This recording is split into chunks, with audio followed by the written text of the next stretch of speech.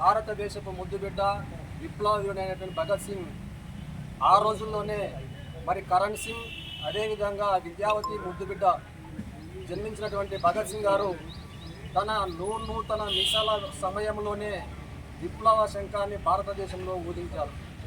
మరి ఉద్యమాలను నడిపించారు.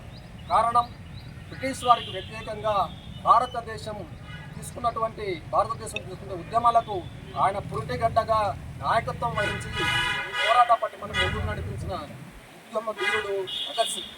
అటువంటి భగత్ సింగ్ను ఈ బ్రిటిష్ వారు 19 ఏళ్ల వయసులోనే మరి ఉరిశిక్ష విధించడం జరిగింది. మరి యువత 19 ఏళ్ల ప్రాయంలోనే అటువంటి విప్లవ వీరుడు తీసుకునే నిర్ణయాలు, ఉద్యమాలు వీరోచితంగా పోరాడినటువంటి వ్యక్తి. ఆయనను కలిసివేసిన సన్నివేశం ఏంటంటే జూలియన్ వాలా సమయంలో భగత్ సింగ్ల ఊచికోతతో ఆయన ఉద్యమానికి పిడికిలి బిగించారు.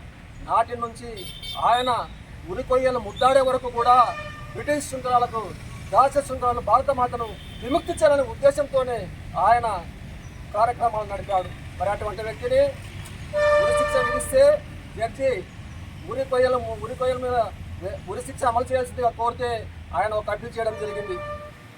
జడ్జి గారు, మీరు ఉరిశిక్ష విధిస్తే నా దేహం ఉరికొయ్యలకే వేలాడుతుంది కాబట్టి దయచేసి నాకు ఒక విన్నపం, మీ బ్రిటిష్ వారి గుళ్ళతో కాల్చేయండి. నేను కింద పడిపోతే నా భరతమాత అభినందిస్తుంది. మరి మీ బ్రిటిష్ శృంఖలాలకి మేము ఉరికొయ్యలు గుద్దాడవలసిన అవసరం నాకు లేదు. మీరు ఉరి విధించుకోండి.